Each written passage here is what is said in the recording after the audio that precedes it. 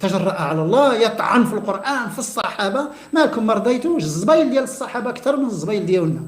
هاش حنا مقابلين الرسول صلى الله عليه وسلم، قابلين الرسول صلى الله عليه وسلم اللي قال سجلوها. المستشرقون أو التنويريون لا علاقة لهم بالتكنولوجيا، ولكنهم يستغلون الموضوع لتمزيق المسلمين والانتقام من الإسلام، لأنه بصراحة الإسلام قد اغتصب المسيحية وقضى عليها بصفة نهائية، ولم يعد لها وجود في هذه الحياة. حتى الكنائس بيعت واستبدلت مكانها بالحانات. ومحمد الفايد يقلد المستشرق ألفريد شاتولي الذي قال بأن الإسلام عاجز عن مقاومة الأفكار الحديثة، وأنه يجب على المفكرين المسلمين أن يتكيفوا مع التكنولوجيا الحديثة كي لا يبقى الإسلام دينا متحجرا. هذا الإسلام غادي يبقى بحال ما كان متحجر، لا يقبله أحد. ويجب عليهم أن يستجيبوا لمتطلبات العصر، وألا يكون المجتمع الإسلامي مجتمعا منعزلا عن الحياة المعاصرة. لكن إذا تحل هذا الإسلام العالم كله يسلم. لماذا؟ وقد لاحظنا بأن محمد الفايد يستمد ثقافته من التنوير القادم من الغرب. ها ولا مع الملحدين ماشي شغلك. وهؤلاء هم المارقون الذين يمرقون من الدين ويخرجون منه سريعا إذا ما ظهر لهم بعض المادة، المال، the money، والذين قال عنهم النبي عليه الصلاة والسلام: يخرج في آخر الزمان قوم أحداث الأسنان سفهاء الأحلام يقرؤون القرآن لا يجاوز تراقيهم، يقولون من قول خير البرية، يمرقون من الإسلام كما يمرق السهم من الرمية. وفي رواية أخرى: يقرؤون القرآن لا يجاوز حناجرهم. تدخلوها لنا بديك عند سدرة المهدى، ولقد رآه نزلة أخرى عند سدرة المهدى. يمرقون من الدين كما تمرق السهم من الرمية، أي يخرجون من الدين سريعا ولا يعقلون منه بشيء.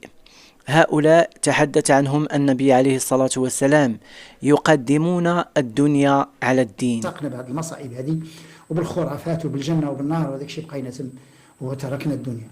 ويقدمون العمل والحرث على العبادة. الذي يحرث الأرض تأكل منها الحشرات والحيوانات والطيور والناس أحسن من العابد الذي يصلي 1000 ركعة في الليلة. ويقدمون التفاهة واللعب على العفة والحجاب. سن الفرح والسرور على المغاربة، والمغاربة كلهم يشيدون بكم إلا يعني فئة معينة أنتم تعلمونها، فالكهنوت لا يشجعكم لكن المغاربة يشجعونكم. ونحن ننظر ونرى كرة القدم ولا ننظر إلى الأجسام، لكن هناك يعني مخلوقات تنظر إلى الأجسام ولا تنظر إلى كرة القدم. فنحن لدينا تربية ولدينا يعني أخلاق. لن تعرف المارق من الدين هل هو من الخوارج أم من السنيين أم من النصارى أم من الملحدين. تجرأ على الله، يطعن في القرآن في الصحابة. مالكم ما رضيتوش؟ الزبايل ديال الصحابة أكثر من الزبايل ديالنا. أشنو كاين؟ مالك بغيتي زعما تخلعني؟ يقول الله أكبر وتم الهجوم يعني على الفايد، على الدكتور الفايد الملحد الذي كفر. استنفر البقر ضد الملحد الفايد الذي كفر. فهم يتلونون ويكذبون، وهي إحدى علامات المنافق الكبرى. إذا حدث كذب، وإذا وعد أخلف، وإذا اؤتمن خان. سيدنا موسى جاب الألواح، ما جاب لهم لا حديث ولا. لماذا نهى رسول الله صلى الله عليه وسلم على زيارتها؟ وأكيد نحن متأكدون، نحن لا نشك في كتاب الله ولا في حديث رسول الله صلى الله عليه وسلم، لا في الكتاب ولا في السنة. أخو عائشة رضي الله عنها تقول الرسول صلى الله عليه وسلم كان قرآنا يمشي، ما قالتش لهم كان أحاديث يمشون. نحن لا نشك في كتاب الله ولا في حديث رسول الله صلى الله عليه وسلم. ومن علاماتهم أنهم لا يعترفون بالعلماء الذين ثنى عنهم الله سبحانه وتعالى بخصال حميدة في القرآن عندما قال: إنما يخشى الله من عباده العلماء. لكنهم لا علماء لديهم، وأنه لطيلة 14 قرنا لم تنجب الأمة الإسلامية ولو عالما واحدا، وأن هذه الأمة تعيش في الظلام لطيلة هذه القرون، وأنها معها دين كاذب. أيضا يسبون صحابة الرسول عليه الصلاة والسلام ويطعنون فيهم. مالكم ما رضيتوش الزبايل ديال الصحابة أكثر من الزبايل ديالنا؟ اشنو كاين؟ مالك بغيتي زعما تخلعني؟ ونعطيك الحياة ديالو من اللي تزاد تسلم مات، ونتحداك تكون عندك المعلومات عليه.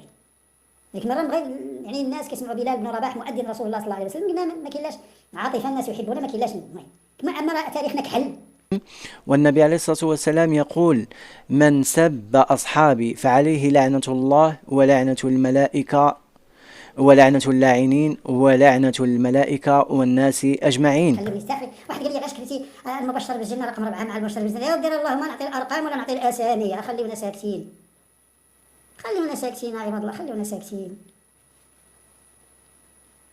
قلنا لكم تاريخنا كحل، تاريخنا وسخ، كحل كحل كحل. كان غير مات الرسول صلى الله عليه وسلم وبدات السيوف كتشير بالريوس. اللي قلنا لهم ما مستعدينش، كانوا معولين على الرسول يبقى معاهم، وداك الشيء نزل من السماء ما فيه ما يفكروا، كل شيء غادي يجاوب عليه الله. ملي مات الرسول وكان خاصو يموت الله سبحانه وتعالى حكمة يعلمها، الرسول صلى الله عليه وسلم يموت باش هادوك شويه ينهضوا. ملي مات الرسول صلى الله عليه وسلم كلشي تلفوا ما خدوش على الحكم. نعم القرآن كاين، نعم صليوا، نعم داير كل شيء. وينكرون أيضا السنة النبوية ويكذبون القرآن حينما يقول الله سبحانه وتعالى: أطيعوا الله وأطيعوا الرسول. فهل نطيع الله سبحانه وتعالى ولا نطيع الرسول؟ فالسنة هي أمر الرسول عليه الصلاة والسلام ونهيه، كما قال المولى عز وجل في القرآن الكريم: فليحذر الذين يخالفون عن أمره أن تصيبهم فتنة أو يصيبهم عذاب أليم. وقال أيضا المولى عز وجل في القرآن الكريم: وما آتاكم الرسول فخذوه وما نهاكم عنه فانتهوا. وقال النبي عليه الصلاة والسلام في الأشخاص الذين يكذبون سنته النبوية: يوشكن الرجل أن يجلس على أريكته يقول: هذا كتاب الله بيننا، فما وجدنا فيه حلالا حللناه وما وجدنا فيه حراما حرمناه، ألا إنني أوتيت القرآن ومثله معه، ألا إنما حرم رسول الله مثل ما حرم الله. وهذا حديث صحيح، وفيه إشارة وبيان إلى هؤلاء الأشخاص الذين يجلسون على كراسيهم يقولون: بيننا وبينكم كتاب الله فقط دون سنته النبوية صلى الله عليه وسلم. شوفوا احنا مقابلين الرسول صلى الله عليه وسلم، مقابلين الرسول صلى الله عليه وسلم اللي قال سجلوها. يعني بطريقه رياضيه الشباب، طريقه رياضيه يمكن 23 سنه والرسول صلى الله عليه وسلم يتحرك، كيدخل الاسواق كيشوف الناس كيجيو عنده الناس، وحنا مقابلينه وجالسين امامه اللي قالها نسجلوها. والله يهديكم هداكم الله. الله قال لي ان بشر صدره كيتكلم. وهذا كل ما لدي في هذه الحلقه، والسلام عليكم ورحمه الله تعالى وبركاته.